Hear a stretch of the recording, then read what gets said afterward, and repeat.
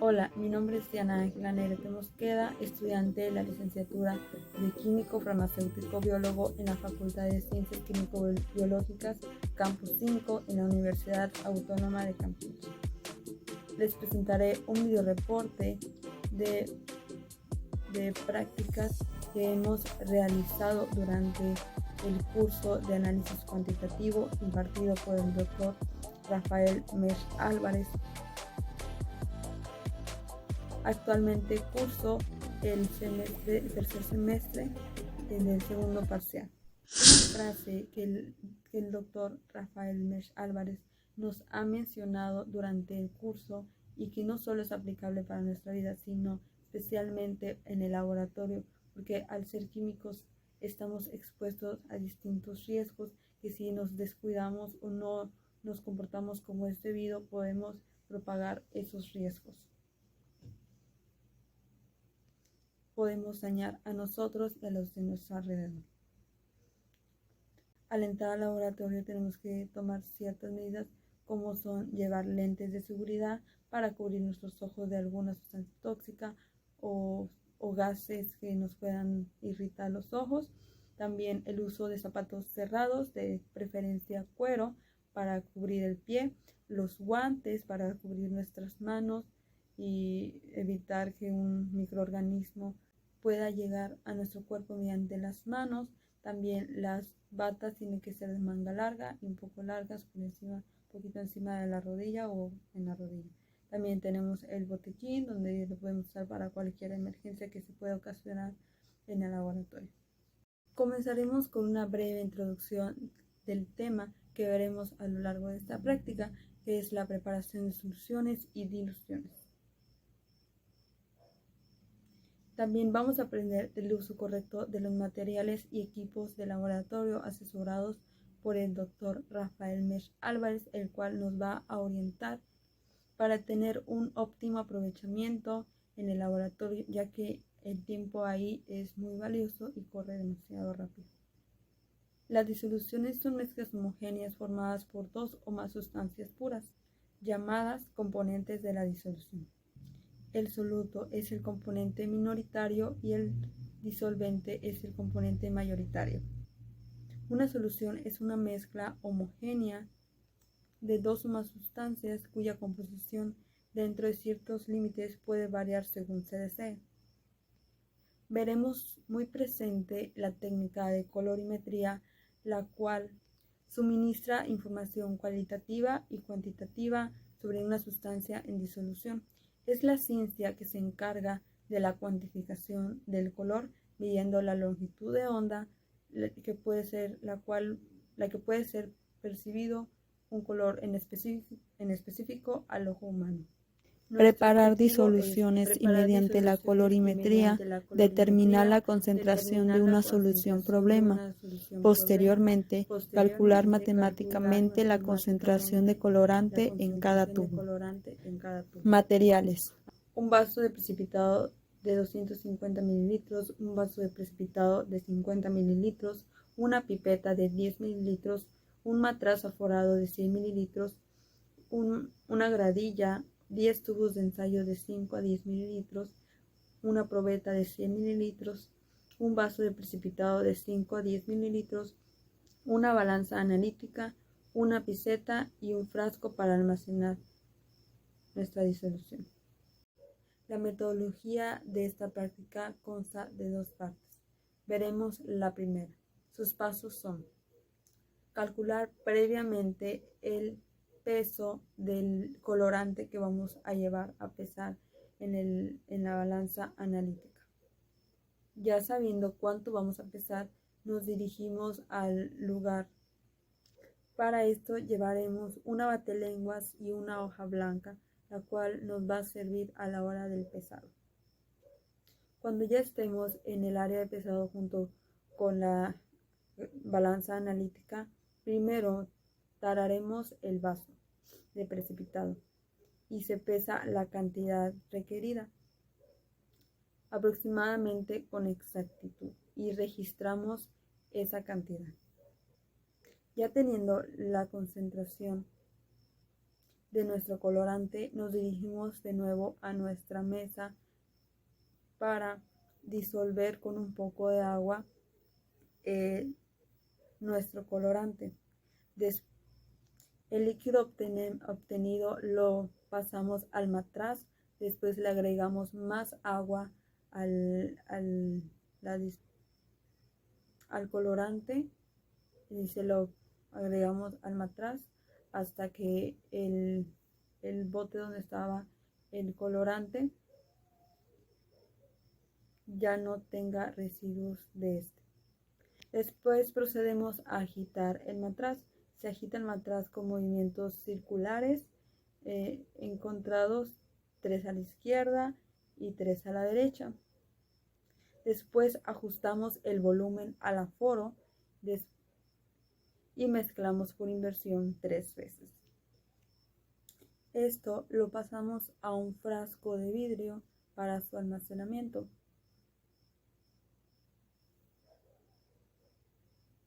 La segunda parte de la metodología de esta primera práctica es disponer de 10 tubos de ensayo. Después los rotulamos y les agregamos la cantidad de agua y de colorante que se muestra aquí en esta pequeña tabla. Después echamos manos a la obra, ya que vamos a calcular las concentraciones de cada uno de los tubos de ensayo. Ya obtenidos las concentraciones de los tubos, ahora procedemos a estimar la concentración de la solución problema proporcionada mediante los cálculos debidos. Teniendo ya nuestros resultados y seguros de ellos, cada uno de los integrantes procede a afirmarlo para posteriormente, cuando el doctor Rafael Mesh Álvarez proporcione la respuesta correcta, no haya alteración de este resultado puesto por nosotros. Como ya había mencionado antes, en la parte de la metodología se hacen unos ciertos cálculos, los cuales vamos a registrar aquí en la parte de resultados. Voy a hacer una mini explicación de cómo obtuvimos esos resultados. En la primera parte calculamos las concentraciones en partes por millón de los 9 tubos de ensayo con disoluciones. Multiplicamos el volumen de la solución patrón del primer tubo, que fueron 0.5, por los 250 partes por millón, que es de las partes por millón totales. Esto dividido entre los 5 mililitros, que es la concentración total, es el volumen total. Y así lo hicimos con los otros 8 tubos. Para la segunda parte de los resultados obtenidos de la primera práctica, hicimos uso de la fórmula de la concentración 1 a 1, donde despejamos la concentración 2, que es la que queremos obtener. Queremos obtener la concentración de la muestra problema en partes por millón. El tubo que a nuestra consideración fue por colorimetría el que más se asemejaba a la solución problema fue el tubo 9. Por eso se ocupó el volumen 4.5 mililitros, se multiplicó por la concentración total, que fueron 250 partes por millón, y esto se dividió entre los 5 mililitros que fueron los totales. Esto nos dio como resultado 225 partes por millón, alejándonos del resultado real que el maestro nos proporcionó, que fueron 163 partes por millón. Continuamos con la práctica número 2.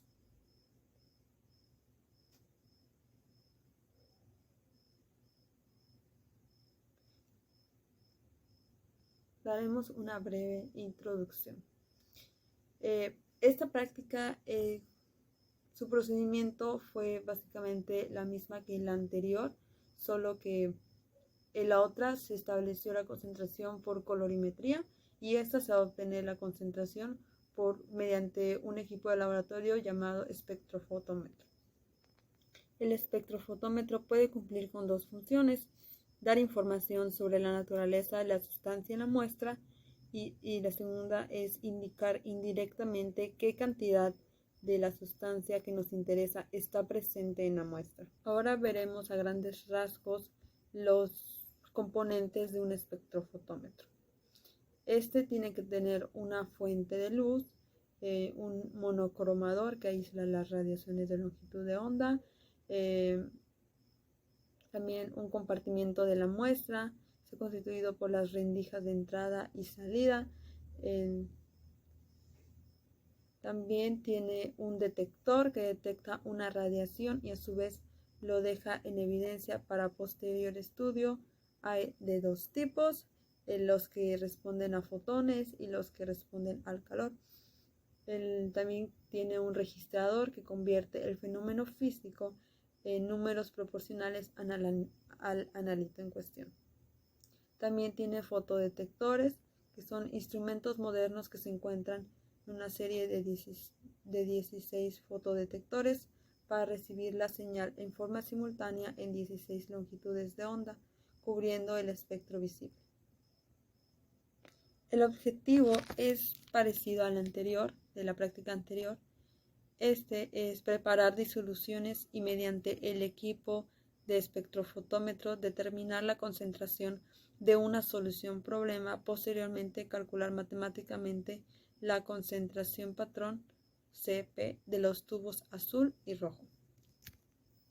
Vemos que los materiales ocupados fue los mismos a comparación, lo único que varió fue que se ocupó un equipo que fue el espectrofotómetro. La metodología comienza igual que la anterior, solo que desde el primer paso en las diluciones, en vez de diluir 10 tubos, se diluyeron 5 tubos. Después el doctor Mesh nos proporcionó la solución problema. Ya proporcionado, nos dio tomamos nuestros 5 tubos y por orden pasamos al área de espectrofotómetro y nos dio distintos valores de cada tubo de ensayo, el cual registramos, ya que estos nos van a servir más adelante. En el paso 4 es donde hacemos uso de estos valores que nos dio el espectrofotómetro, ya que realizamos cálculos para determinar la concentración de los tubos azul y rojo. En la parte de resultados vemos los valores que se nos proporcionaron. Aquí se muestra el registro de los primeros tubos de ensayo, que se obtuvieron los siguientes datos. El tubo 1 se obtuvo 50 partes por millón, el tubo 2 100 partes por millón, el tubo 3 150 partes por millón, el tubo 4 200 partes por millón, el tubo 5 250 partes por millón. Los valores que nos arrojó el espectrofotómetro fueron los siguientes. Resultados de la segunda práctica. Vemos que es una ecuación lineal obtenida a partir de la regresión lineal aplicada a las absorbancias y concentraciones obtenidas de los tubos usando el espectrofotómetro. El valor de A es 1.1946 y el valor de B es 7.6 por 10 a la menos 5. Aquí vemos que los resultados no concordaron con los resultados que el maestro nos proporcionó.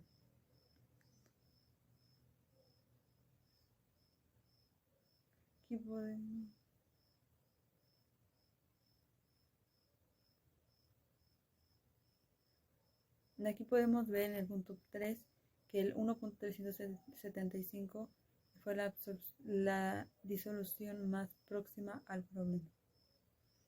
Como conclusión de la práctica 1, podemos concluir que mientras más mililitros de volumen del colorante presente en una disolución, mayor será su concentración en partes por millón.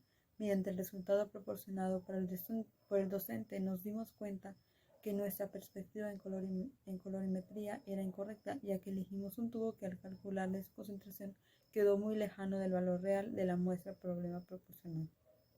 En la práctica 2 concluimos que con esto podemos darnos cuenta que las concentraciones obtenidas del tubo azul y del tubo rojo no se acercaron al valor real que al final el docente proporcionó. Elegimos nuevamente los tubos incorrectos o nos equivocamos a la hora de resolver los cálculos.